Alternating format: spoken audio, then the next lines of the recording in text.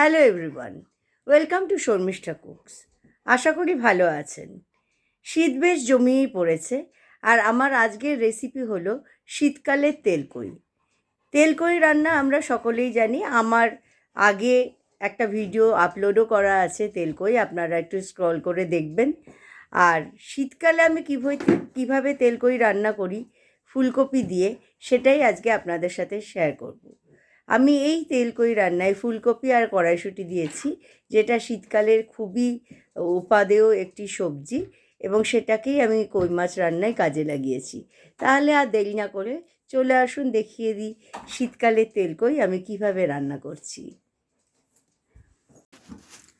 আজকে রান্না করছি কই মাছের ঝোল, এবং এটা একদম শীতকালের মতো। তো আমি নাম দিয়েছি শীতকালের কই। তো শীতকালের কই যেটা, সেটা কি কি থাকবে এখানে: ফুলকপি নিয়েছি, কড়াইশুঁটি নিয়েছি, কাঁচা লঙ্কা, ধনেপাতা, আর যা যা ইনগ্রেডিয়েন্টস এগুলো কই তেলেও লাগে। তো এখানে ডিফারেন্স কই তেলের সাথে হলো, আমরা কই তেলে তো ফুলকপি দিই না, কিন্তু যেহেতু শীতকাল, একটু ফুলকপি দিয়ে রান্না করলে কই মাছ খুব ভালো লাগে, সেই জন্য এরকমভাবে রান্না করছি।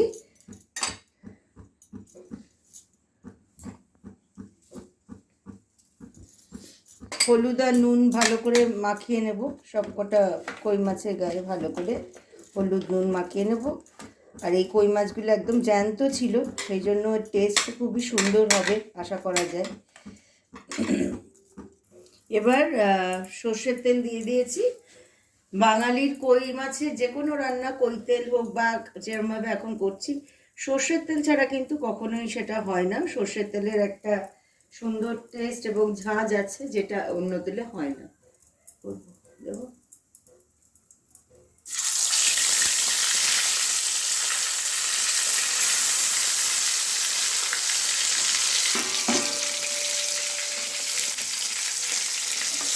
বেশি ভিড় করছি না, কড়াইয়ের মধ্যে দুটো করে মাছ ভেজে তুলছি, এবং খুব বেশি কড়া ভাজা করছি না, দুদিকেই ঘুরিয়ে ঘুরিয়ে ভেজে নিয়েছি। এবার এটা একটা আলাদা ডিশে তুলে রাখছি, দিয়ে এবার পরের মাছগুলো ভেজে নেব। সব কই মাছগুলো ভাজা হয়ে গেছে, এটা সরিয়ে রাখলাম। এবার এই তেলটা একটু কমিয়ে নেব। শুকনো জিরে আর শুকনো লঙ্কা ফোড়ন দিয়ে দিলাম।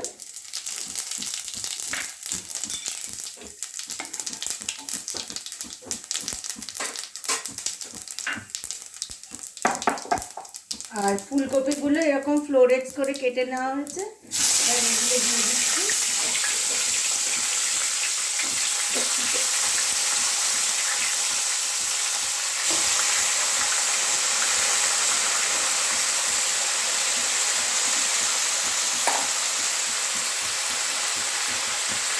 একটু হলুদ ছড়িয়ে দেবো,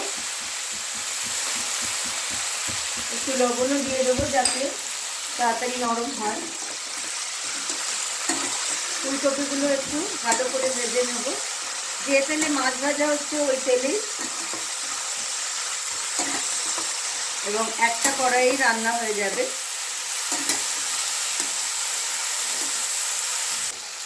ফুলকপিটা একটু তাড়াতাড়ি নরম হয় আর ভাজা হয়ে যায়। ফুলকপিটা অলরেডি রং চেঞ্জ হয়ে গেছে, নরম হয়ে এসছে। এইবার আমি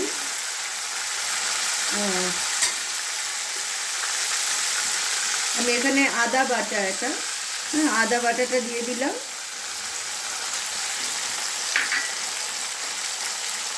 আর কড়াইশুঁটিগুলো দিয়ে দিচ্ছি, একটু ভেজে নিতে হবে, নাহলে গন্ধ বেরোবে, কাঁচা গন্ধ বেরোবে। আর একটা টমেটো কিউব করে কেটে নিয়েছি, সেইটা দিলাম।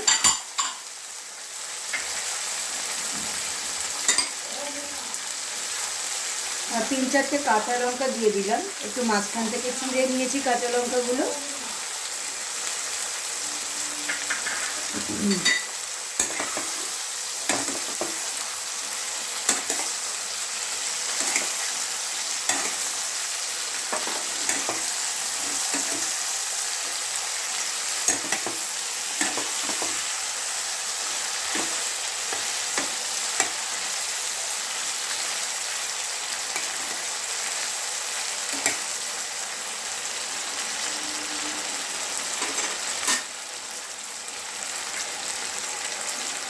এখানে আছে 1.5 চামচ জিরে গুঁড়ো দিয়ে দিচ্ছি।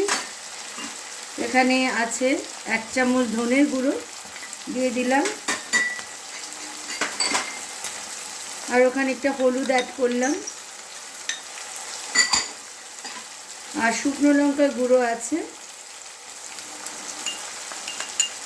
দিয়ে দিলাম। এটা আপনারা আপনাদের পরিমাণ বুঝে দেবেন, যে যেমন ঝাল খান। আমাদের বাড়ির সকলেই একটু ঝাল খেতে পছন্দ করে, ওই জন্য এখানে 1 চামচের একটু বেশি দিয়েছি। আপনারা প্রয়োজন হলে শুকনো লঙ্কাটা স্কিপ করতেও পারেন। রান্নাটাই আমরা সকলে পছন্দ করি, মানে ওটাকে কৈতেল বলে। এটা কৈতেলের মতন করেই সবজিটা অ্যাড করেছি, শীতকালের উপযোগী। কিন্তু তেলটা একটু বেশি দিয়ে রান্না করবেন, ভালো লাগবে খেতে। সব ইনগ্রেডিয়েন্টসগুলোই বেশ নরম হয়ে এসেছে। এইবার আমি এর সঙ্গে একটু উষ্ণ গরম জল অ্যাড করব। খুব বেশি রানিং হবে না, কিন্তু অনেকগুলো কই মাছ আছে, সেই বুঝে আর কি এই কাপের 1 কাপ জল আমি অ্যাড করছি। মাছ যদি কম থাকে তাহলে জলও কিন্তু কম দেবেন।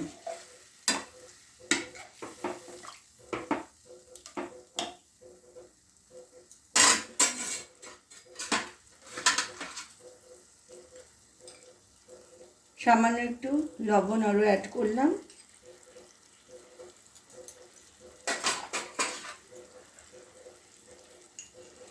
আর অ্যাড করছি চপ করে রাখা ফ্রেশ ধনেপাতা, খানিকটা রেখে দিচ্ছি গার্নিশিংয়ের জন্য।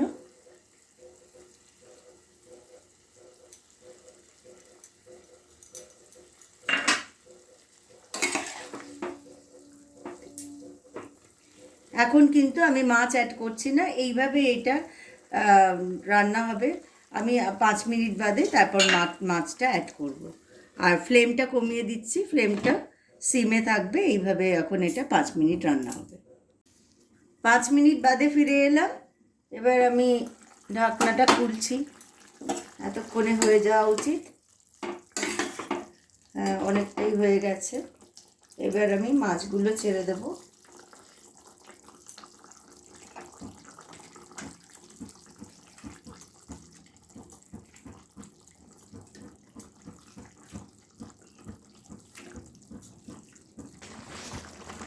কই মাছগুলো ভালো করে সাজিয়ে দিলাম এবং এই যে ঝোলটা হচ্ছে ঝোলের মধ্যে ডুবিয়ে দিচ্ছি।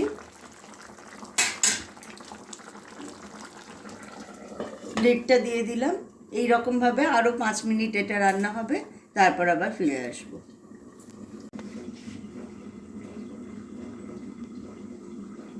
ফিরে এলাম। 5 মিনিট সময় অ্যাকচুয়ালি লাগবে না এটা, কারণ আগেই আমি ফুলকপিটা নরম করে নিয়েছি। আর দেখলাম যে 5 মিনিট সময় লাগলো না, 3 মিনিট মতো আমি রেখে আমি ঢাকনাটা খুললাম। তো মাছ রান্না কিন্তু হয়ে গেছে। এবার আমি ফ্লেম অফ করে দেব আর ঢাকনাটা আবার লেটটা চাপা দিয়ে দেব। এরকমভাবে এখন ওটা সেলফ কুকিংয়ে চলবে, এরকমভাবে থাকবে 5 থেকে 10 মিনিট স্ট্যান্ডিংয়ে। তারপর আমি খুলে সার্ভ করব। আমার শীতকালের তেলকই হয়ে গেছে রান্না, খুব সুন্দর, একদম ধোঁয়া উঠছে, ভিডিওতে দেখাও যাচ্ছে মনে হয়। হোপফুলি আপনাদের ভালো লাগলো। আর এরকমভাবে রান্না করে আমাকে জানাবেন কেমন লেগেছে। আবার নিয়ে আসবো নতুন কোনো ভিডিও। ভালো থাকবেন, শীতকালে জমিয়ে রান্না করুন। আবার দেখা হবে। Till then take care, bye by.